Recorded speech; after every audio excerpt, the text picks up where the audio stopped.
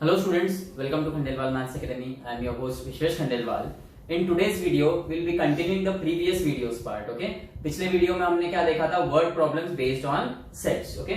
Standard 9 algebra का जो first topic है सेट्स, उसके वर्ड प्रॉब्लम्स हम सीख रहे हैं. पिछले वीडियो में हमने सॉल्व्ड एग्जाम्पल का एक वर्ड प्रॉब्लम देखा था और प्रैक्टिस सेट 1.4 का जो क्वेश्चन 2 है वो वर्ड प्रॉब्लम देखा था. इस वीडियो में सेकेंड पार्ट में हम प्रैक्टिस सेट 1.4 का ही क्वेश्चन 3 और क्वेश्चन 4 देखेंगे. So coming to question 3, in a competitive exam, 50 students passed in English. 50 बच्चे इंग्लिश में पास हुए हैं. 60 students passed in mathematics. 60 बच्चे मैथ्स में पास हुए हैं. And 40 students passed in both the subject. 40 बच्चे ऐसे हैं जो दोनों सब्जेक्ट में पास हुए हैं. वो मैथ्स में भी पास हुए हैं और इंग्लिश में भी पास हुए हैं. इसका मतलब ये है कि कुछ बच्चे ऐसे हैं, ओके, जो मैथ्स में तो पास हुए हैं पर इंग्लिश में पास नहीं हुए, और कुछ बच्चे ऐसे हैं जो इंग्लिश में तो पास हुए पर मैथ्स में पास नहीं हुए. और उन्होंने एक और बात बोली है, none of them fail in both the subject. ऐसा कोई बच्चा नहीं है जो दोनों में फेल हुआ. हाँ, यदि वो मैथ्स में फेल हुआ तो इंग्लिश में पास हुआ है और इंग्लिश में फेल हुआ तो मैथ्स में पास हुआ है. एक साथ दोनों मैथ्स और इंग्लिश में फेल हुआ ऐसा कोई बच्चा नहीं है. ओके, अब देखो हम इनको एज सेट रिप्रेजेंट करेंगे. Let A be the set of the students. Mistake होती है, कॉमन मिस्टेक है. A be the student लिख दिया है मैंने. A be the set आना चाहिए. A be the set of the students who passed in English.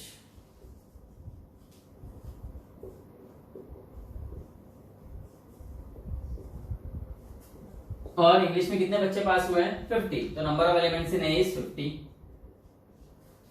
Then let B be the set of the students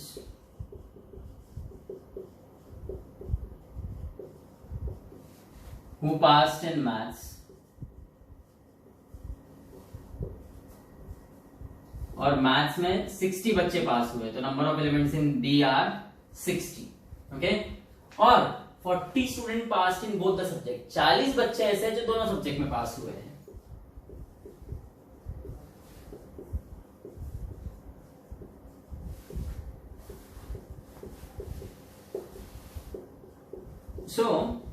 दोनों में पास हुए मतलब ये क्या आएगा? Intersection. Number of elements in intersection B are 40. अब ये भी बोल चुके हैं वो लोग कि none of them fail in both the subject. ऐसा कोई बच्चा नहीं जो दोनों सब्जेक्ट में फेल हुआ है. फाइंड क्या करना है? Number of students who passed at least in one of the subject. मतलब ऐसा बच्चा जो या तो मैथ्स में पास हुआ है या तो इंग्लिश में या फिर दोनों में. क्योंकि एटलीस्ट का वही मतलब होता है, एटलीस्ट मतलब कम से कम. भैया कम से कम एक सब्जेक्ट में पास हुआ है तो भी उसको इंक्लूड कर दो. तो या तो इंग्लिश में पास हुआ है तो भी चलेगा, या तो मैथ्स में पास हुआ है तो भी चलेगा, और दोनों में पास हुआ है तो भी कोई प्रॉब्लम नहीं है. क्योंकि एटलीस्ट का मतलब कम से कम, तो ज्यादा से ज्यादा हम कहीं तक भी जा सकते हैं. और यहाँ पे 2 ही सब्जेक्ट है इसलिए ज्यादा से ज्यादा 2 सब्जेक्ट तक जाएंगे. मतलब हमें क्या फाइंड करना है? या तो ये, या तो वो, या तो दोनों. मतलब हमें यूनियन फाइंड करना है. ओके, सो अब देखो, जैसे पिछले सम्स में आपने देखा 2 मेथड्स थे. एक था फॉर्मूला से और एक था वेन डायग्राम से. सो यहाँ पे भी हम 2 मेथड्स देखेंगे. This is method 1. We know number of elements in A union B is number of elements in A plus number of elements in B minus number of elements in A intersection B. Number of elements in A कितना है? 50. Number of elements in B 60 and number of elements in A intersection B are 40. 50 plus 60 is 110 minus 40 is 70. मतलब 70 बच्चे ऐसे हैं जो या तो English में पास है, या तो मैथ्स में पास है, या दोनों में पास है. There are 70 students who passed at least in one of the subjects. और इसका साफ साफ मतलब ये है कि उस क्लास में 70 बच्चे हैं टोटल. बराबर है? मतलब ये जो एग्जाम्पल है, ये जो प्रॉब्लम है आपका, इसमें यूनियन जो है वही यूनिवर्सल सेट है. ओके, क्योंकि एक भी बच्चा फेल, दो ऐसा एक भी बच्चा नहीं जो दोनों सब्जेक्ट में फेल है। ओके, और ये 70 बच्चे ऐसे हैं ओके जो या तो इंग्लिश में पास है, या तो मैथ्स में पास है, या दोनों में एक साथ पास है। ओके, और जैसे वो बोल दिया उन लोगों ने कि एक भी बच्चा ऐसा नहीं जो दोनों में फेल है, so this union is actually universal set. उस क्लास में टोटल 70 बच्चे हैं। Okay, now coming to method 2। Method 2 में इतना पार्ट सेम रहेगा मेथड 1 से। अब वेन डायग्राम ड्रॉ करना है। ये है ए सेट, ये है B set. A is the set of the students who passed in English, B is the set of the students who passed in maths, और ये इतना पार्ट दिख रहा है ओवरलैपिंग पार्ट, ये इंटरसेक्शन वाला पार्ट है। ऐसे बच्चे जो दोनों सब्जेक्ट में पास हुए तो 40 आएगा। अब A में टोटल बच्चे 50 है, 50 में से यहाँ पे इंटरसेक्शन में 40 आ गए तो ये कितने बचे 10। और B में टोटल बच्चे कितने हैं 60, मैथ्स में 60 बच्चे पास हुए टोटल, यहाँ पे 40 आ गए तो ये कितने बचे 20।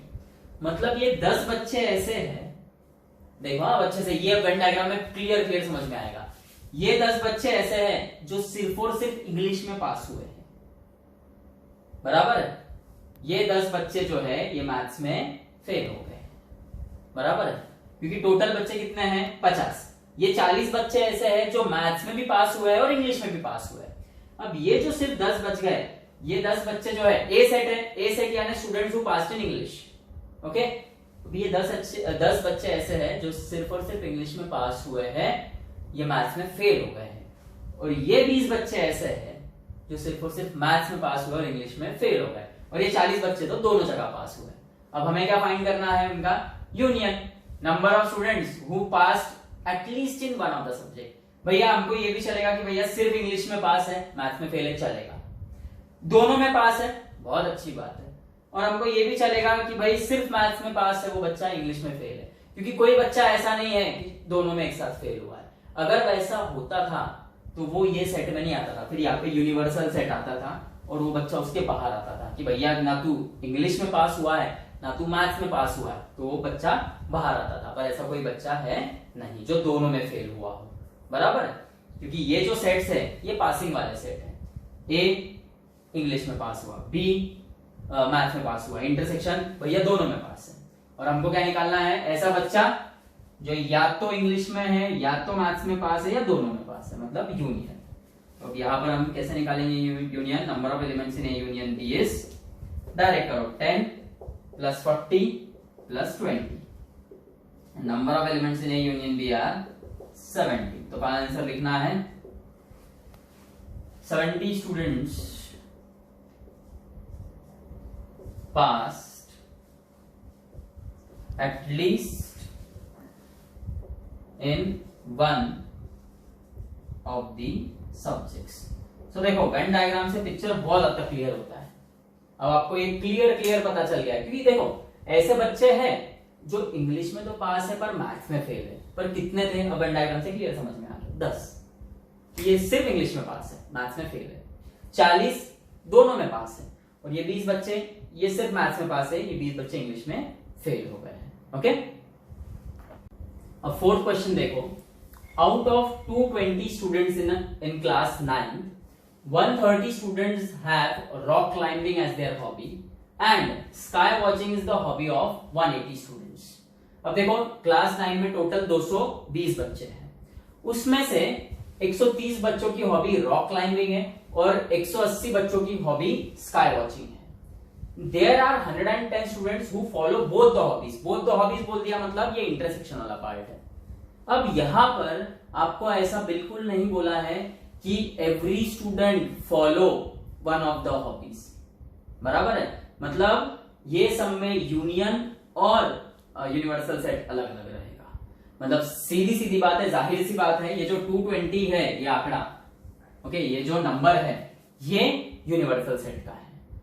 अगर इन्होंने ऐसा बोला होता था, ऐसा बोला होता था कि हर बच्चा कोई ना कोई हॉबी परस्यू कर रहा है, या तो वो रॉक क्लाइंबिंग परस्यू कर रहा है उसकी हॉबी है, या फिर स्काई वॉचिंग उसकी हॉबी है, तो हम बोलते थे कि भाई हाँ ये 220 जो है ये यूनियन है। पर यहाँ पे ऐसा बिल्कुल नहीं बोला है कि हर बच्चा कोई ना कोई हॉबी लेके जा रहा है, रॉक क्लाइंबिंग या स्काई वॉचिंग। मतलब ऐसे कुछ बच्चे हैं जिनकी ना रॉक क्लाइंबिंग हॉबी रहेगी ना स्काई वॉचिंग, और वही हमें फाइंड करना है। Number of students who do not have any of the two hobbies. तो सबसे पहले ए और बी सेट नाम देंगे हम। Let A be the set of students who have rock climbing as hobby. और रॉक क्लाइंबिंग जो है वो 130 बच्चों की हॉबी है, मतलब number of elements in A is 130। B be the set of students who have sky watching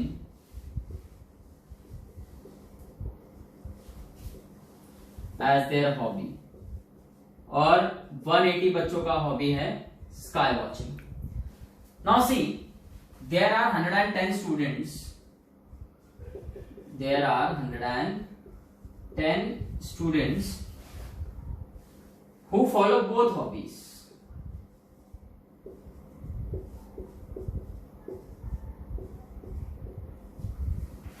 इसका मतलब number of elements in A intersection B is 110। 110 बच्चे ऐसे हैं जो रॉक क्लाइंबिंग भी फॉलो करते हैं और स्काई वॉचिंग भी फॉलो करते हैं। बाद में जैसे मैं आपको पहले ही बता चुका हूं, इन्होंने ऐसा बिल्कुल नहीं बोला है कि हर बच्चा कोई ना कोई हॉबी फॉलो कर रहा है। ओके, सो यहाँ पे यूनियन और यूनिवर्सल सेट अलग अलग रहेंगे। There are 220 students in class.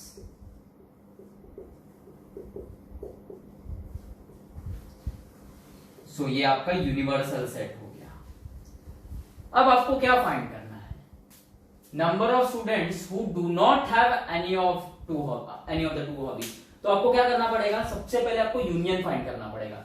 Union का मतलब क्या होता है? ऐसे बच्चे जिनका कोई ना कोई हॉबी है, या तो रॉक क्लाइंबिंग, या तो स्काई वॉचिंग, या बोथ। ओके, तो ये ऐसे बच्चे आपको मिलेंगे जिनका कोई ना कोई हॉबी है, और फिर वो जो नंबर आएगा वो हम 220 में से सब्ट्रैक्ट करेंगे, और वो रहेगा कि भाई ऐसे बच्चे जो ना रॉक क्लाइंबिंग जिनका हॉबी है ना स्काई वॉचिंग। इसलिए सबसे पहले आपको यूनियन निकालना होगा।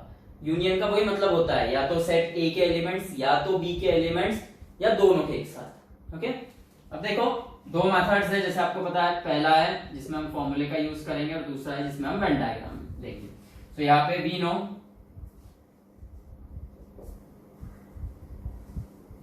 Number of elements in A union B is number of elements in A plus number of elements in B minus number of elements in A intersection B। number of elements in A है 130, number of elements in B is 180, and number of elements in A intersection B is 110। now see 130 plus 180 is nothing but 310 minus 110, ये होगा आपका 200। मतलब 200 बच्चे ऐसे हैं जिनका hobby या तो रॉक क्लाइंबिंग है, या तो स्काई वॉचिंग है, या दोनों है। ऐसे 200 बच्चे हैं टोटल, और हमें ऐसे बच्चे चाहिए जिनका ना रॉक क्लाइंबिंग हॉबी है ना स्काई वॉचिंग है। सो हमें ये सब्ट्रैक्ट करना होगा। अब देखो number of students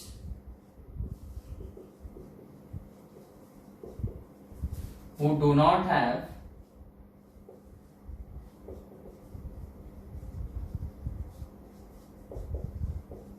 any of the hobbies is equal to number of elements in universal set।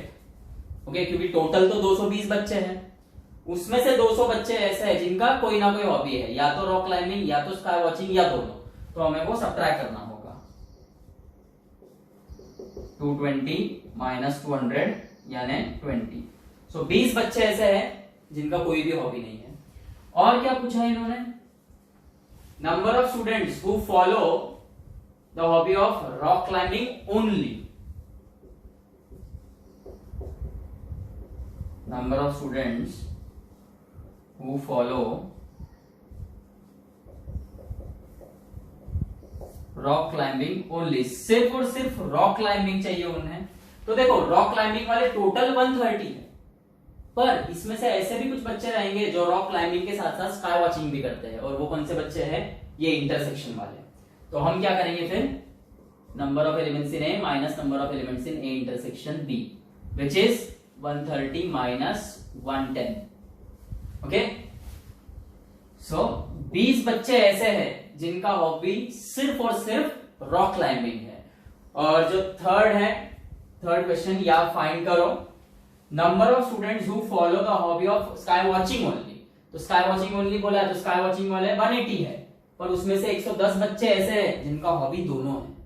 तो सिर्फ स्काई वॉचिंग हमें फाइंड करना है तो 180 माइनस 110 करना होगा. मतलब 70 बच्चे ऐसे रहेंगे जिनका हॉबी सिर्फ और सिर्फ स्काई वॉचिंग है. और ये होने के बाद आपको फाइनल आंसर लिखना है. ओके, कैसे लिखते हैं हम फाइनल आंसर? ये ऐसा आंसर करके ये फर्स्ट स्टेटमेंट लिखना, 20 students do not have any of the hobbies.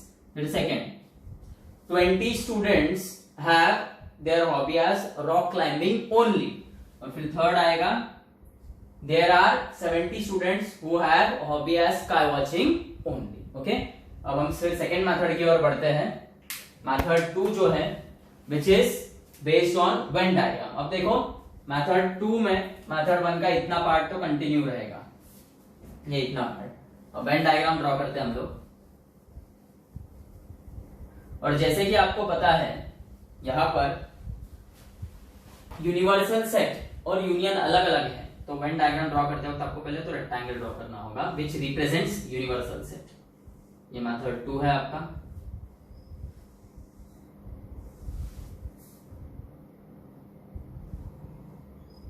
This is universal set.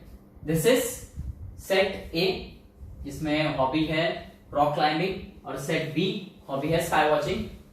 ये जो ओवरलैप दिख रहा है ये आपका पता है इंटरसेक्शन है, इसमें 110 आएगा 110. ए में टोटल 130 है पर यहां तक 110 आ गया तो इधर 20 बचेगा. ओके, और जो बी पार्ट है आपका, ओके, इसमें 180 स्टूडेंट्स है पर यहाँ पे 110 आ गए तो यहाँ पे हो गए 70. अब सबसे पहले हमको क्या निकालना पड़ेगा? यूनियन. अब यहाँ पे मैं सब रब कर रहा हूं.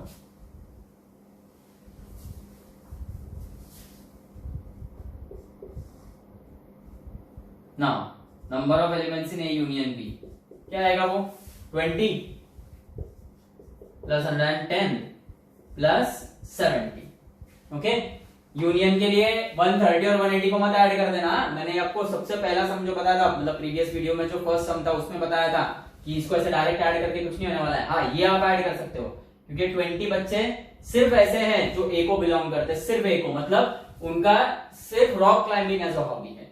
110 बच्चे ऐसे हैं जिनका हॉबी दोनों है, rock climbing as well as sky watching. और ये 70 बच्चे ऐसे हैं जिनका हॉबी सिर्फ और सिर्फ स्काई वॉचिंग है, इसलिए हम इनको ऐड करेंगे. और number of elements in A union B क्या आया? 200. मतलब ये 200 बच्चे ऐसे हैं जो दोनों हॉबीज परस्यू करते हैं, या तो रॉक क्लाइंबिंग या तो स्काई वॉचिंग या बोथ. और बस फिर यही मेथड से आपको ये सब आंसर निकालने हैं. ओके, अब देखो जैसे ये number of students who follow rock climbing only, ये तो इतना नहीं भी लिखा तो चलेगा, यहाँ पे सीधा सीधा दिख रहा है 20.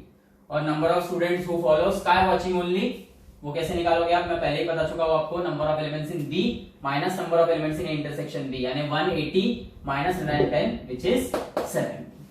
ओके.